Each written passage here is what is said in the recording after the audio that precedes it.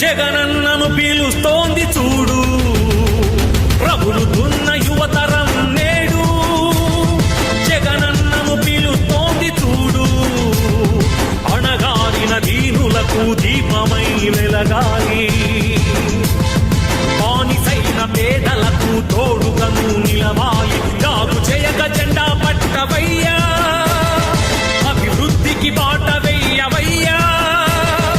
ఎందుకయ్య మౌనం మరెందుకయ్య ఆలస్యం, ఎందుకయ్య మౌనం మరెందుకయ్య ఆలస్యం. కదలిరా కదలిరా జగనన్న మా జగనన్న.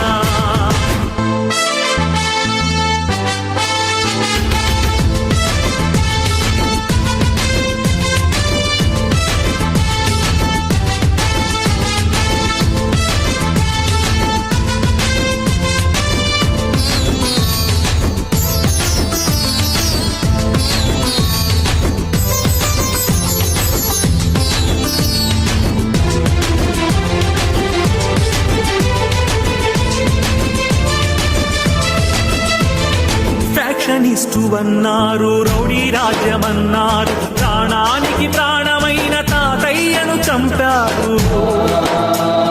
ఫ్యాక్షనిస్టు అన్నారు, రౌడీ రాజ్యమన్నారు, ప్రాణానికి ప్రాణమైన తాతయ్యను చంపారు. నువ్వు ఫ్యాక్షనిస్టు అయితే వారు ఒక్కరైన మిగిలే వాళ్ళ. ఇది రౌడీ రాజ్యమైతే వాళ్ళు బతికి బట్ట కట్టే వాళ్ళ. అడుగన్నా వాళ్ళనడుగన్నా, అడుగన్నా వాళ్ళనడుగన్నా. ఎందుకయ్య మౌనం మరెందుకయ్య ఆలస్యం, ఎందుకయ్య మౌనం మరెందుకయ్య ఆలస్యం. కదలిరా కదలిరా జగనన్న మా జగనన్న. రగులుతున్న యువతరం నేడు, జగనన్నను పీలుస్తోంది చూడు. అన్నా, నేను ఎంబీఏ చదవాలనుకున్నాను, అది నా కోరిక. కానీ మా అమ్మ రోజు కూలీనా, మా నాన్నగారు లేరు, చనిపోయారు. మా అమ్మ రోజు కూలి 200 మాత్రమే కేవలం. అన్నా, ఇప్పుడుగా ఉన్నటువంటి ఎంబీఏ కాలేజీకి వెళ్ళి ఫీజు అడుగుతుంటే 60,000 70,000 చెప్తున్నారన్నా. ఎక్కడ తెచ్చి కట్టాలన్నా, ఏమి అమ్మి కట్టాలన్నా? మా అమ్మ రోజు కూలి 200 అన్నా. ఎలా చదివించగలదన్నా నన్ను?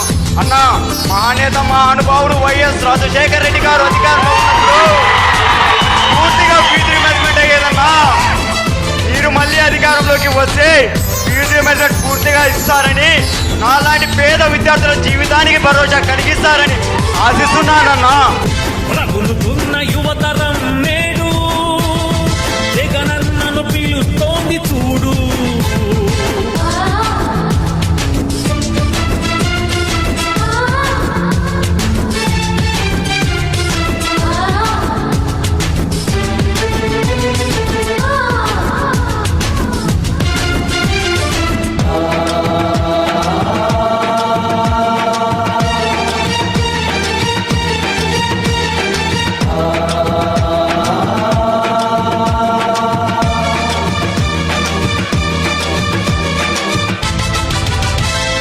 కబ్జాదారుడన్నారు, కరుణ లేదు అన్నారు, నీ నాన్నకు ప్రాణమైన 1000 ఎకరాలు పంచావు.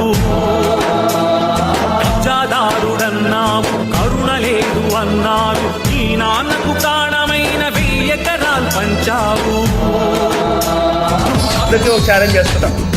43,000 కోట్లు మీరు అంటున్నారు కదా, దాంట్లో 10 పైసలు భాగం మీరు ఇస్తారేమో చెప్పండి. నా ఆస్తిని ఆడ గవర్నమెంట్ సంతకాలు పెట్టారు. రెడీనా? కబ్జాదారుడవైతే పేద బతుకులకు చోటుండేదా? నీ చలువ లేకపోతే పసి పలకలకు పలుకుండేదా? అడుగన్నా వాళ్ళనడుగన్నా, అడుగన్నా వాళ్ళనడుగన్నా. ఎందుకయ్య మౌనం మరెందుకయ్య ఆలస్యం, ఎందుకయ్య మౌనం మరెందుకయ్య ఆలస్యం. కదలిరా కదలిరా జగనన్న మా జగనన్న. రగులుతున్న యువతరం నేడు, జగనన్నను పీలు